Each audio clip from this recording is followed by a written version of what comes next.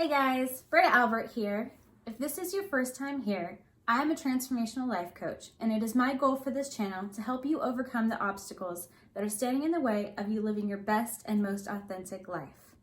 In today's video, my husband Stan is joining again, and we're doing a part 2 on the video that we did before, which was about our fight. If you haven't seen that, I'm going to go ahead and put it up above. Watch that first and then come back to this video.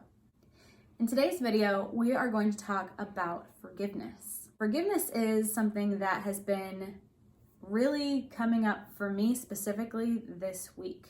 There have been things that I thought I addressed earlier on in my life that are now resurfacing, or they're being triggered by different events. And we call it a fight that Stan and I had before. And in our way it was, because we don't argue, we don't yell at each other, we don't do anything like that. So for us, it was a fight. For your average couple that does argue more often, y'all would probably see it more as a discussion. But when it comes to Stan and I, it wasn't necessarily where we needed to forgive each other, but for me, it brought up more. It was kind of a catalyst for me to have a mirror held up to myself. Everybody in your life holds up a mirror to you. And I'm sure you've heard this before. When you are triggered by somebody, it's very hard to stop and say, what am I seeing in myself in this person? What am I seeing about this situation that I don't like about myself? And what I've learned this week is that a lot of the things that I thought I addressed have to do either with me or with a part of me that's in the past. For me, it's been difficult to make sense of some of this stuff because I feel like I've forgiven myself, especially things that happen when you're a child. You understand that you didn't have all the information when you were a child, and you can only comprehend certain situations with the mind and the eyes of a child. So I've been able to forgive things like that. So it was frustrating when more has come up for me this week, and understanding that I need to forgive myself and forgive others when this is stuff that I thought I dealt with before. And then I start to question, do I even know what forgiveness is? Because I took so long, it took so many years to forgive certain things in my life. And when I finally did, I felt so free. It was amazing. And then years later, or months later, or days later, these memories come back up, and the same anger comes along with them. And so then I thought that forgiveness was a choice, that you have to choose to forgive over and over. And that in and of itself felt hopeless as well. And it really wasn't until this week that I feel that I actually learned what forgiveness was. And it's more than just choosing to forgive over and over. I realized that the anger that I had, I resisted that feeling so much because I used to be so angry. And just anger in itself reminds me of the person that I used to be, this person that I hated in my mind. I didn't want to be back in that dark place. I didn't want to be suffering like that anymore. I didn't want to be angry. So whenever the feeling of anger comes up in me, there's a huge resistance to it. So I really struggled, and I just literally yesterday was crying almost all day, definitely all morning. I'm like, why is this anger here? Why have I not been able to forgive what I thought I forgave? Why does forgiveness have to be this choice that you have to make over and over? I was spiraling, y'all. I was definitely spiraling. But I had to choose to sit with it. And I know more now than I did when I was first learning about forgiveness and first experiencing what forgiveness was. I knew I wanted to let go for me. But how do you let go? You want it so bad. You know it's the best thing for you. You know it's going to bring you freedom. But you can't let go of that anger because you're just stuck in victim. And how do you hold somebody blameless or say it's okay when something was done to you and you were hurt, or there was an injustice, or you witnessed an injustice to somebody else? And forgiveness is not saying it's okay. That's not what it is. And forgiveness is not forgive and forget. Part of forgiveness is letting go of any desire for vengeance. And the other part of forgiveness I found this week is allowing yourself to feel and process through the things that you instinctively want to bury. It's the awfulness that you don't want to feel. It's the resistance. For me, it looks like anger. I don't want to feel anger, so I resist it and I force it back down and I rebury it for it to come up another time and frustrate me and end up in this loop where I'm constantly having to re-forgive a situation instead of just allowing myself to sit and be angry. I'm not claiming the anger. I'm not stewing in it, because that's that vengeance again. I'm not victim. I'm not vengeance. I just am present with the anger. If I have to cry through it, I cry through it, but I'm feeling that anger. And once the anger left, once the dust settled, it was like a child who throws a tantrum. Okay, this is what my anger was like. But once the child wears itself out and calms down, then you can move on. Then you can move forward. And I realized that when I calmed down, I was able to see the truth for what it was. The truth that was hiding behind the anger. That the anger was just the residual energy that went along with that memory.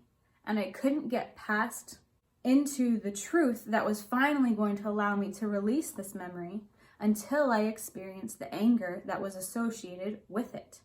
And I'd experienced the anger before, but apparently I had to really sit there with it, because experiencing the anger and resisting the anger are two very different things. You can be angry and continually resist the anger. And if you've ever heard the term, what you resist persists, you're going to continue to have more anger the more you resist it. What I came to in this particular situation, this particular event of my life, is just the understanding that everybody is trying to do their best.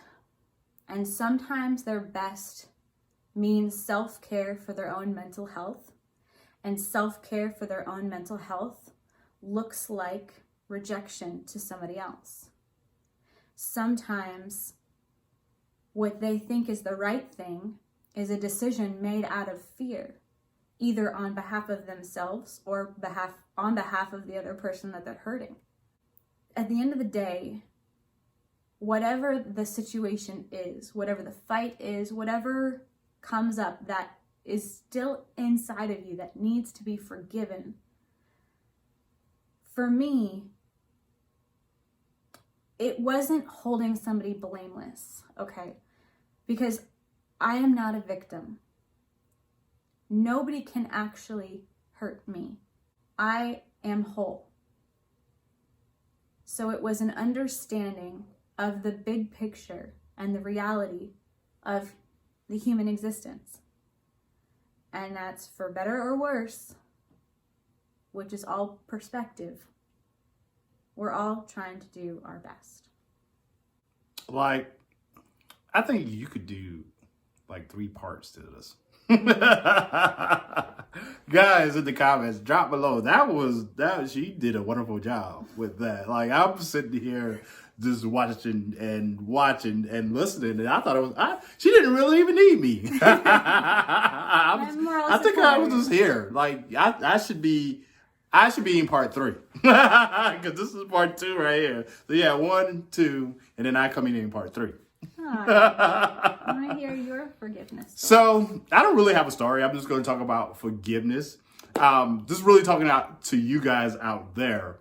So for me, forgiveness, especially with you couples out there, forgiveness is a word that we say all the time. You know, I forgive you, I forgive you, I forgive you. And forgiving somebody is is you have to physically forgive somebody and you have to mentally forgive somebody. And I'm going to tell you where I'm going with this. So when I say physically, and I'm probably butchering that, forgive somebody. So like when me and her, we had our disagreement or fight or whatever you want to call it. After it was over, it was time for forgiveness. And this is what I mean when you have to physically be able to forgive somebody. So there are times, and comment down below if you go through this, there are times when couples do fight or family members fight. And our love language, or one of our love language is touch. Mm-hmm. So I like to touch her, be close to her, to be close to her. Well, I have to be able to forgive her and forgive myself to get back to that emotion of being able to touch. Because if I wasn't able to do it, then I can't touch her because there's some emotion still attached to that situation. Mm-hmm. So that's what I say. You got to be able to forgive that person or yourself physically, because you got to get back to the norm. You got to be able to touch her or him or kiss her or him or whatever. You have to be like you usually are. Because if there's any tear in this right here, then you truly haven't forgave that person. This is why I say people can say, I forgive you, but do you truly forgive that person? And mentally, what I mean when I say mentally is, do I really forgive her? We all know that you never can totally forget about the situation, whatever it happened.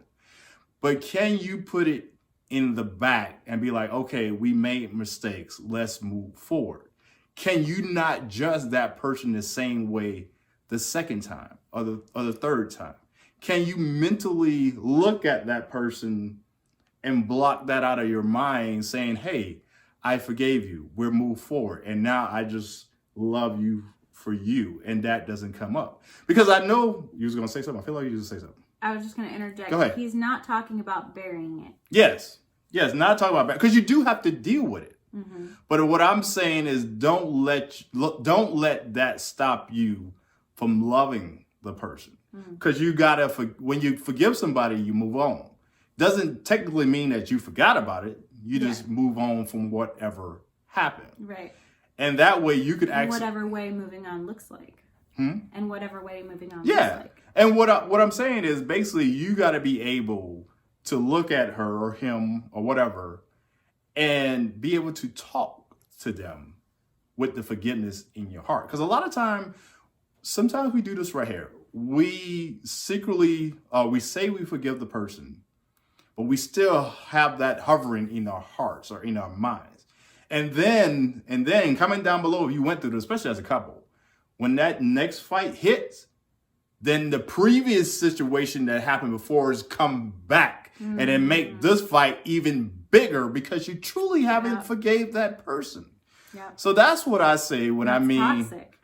When I say, I mean, you got to mentally forgive that person and physically forgive that person.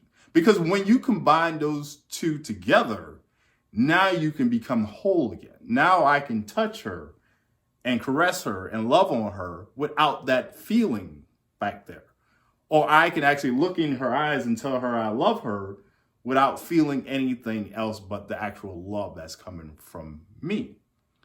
So when you truly say you forgive somebody, make sure you forgive them. Make sure that's nothing harboring back in the back of your mind. Make sure you physically forgive them so you can actually touch them again or be close to them.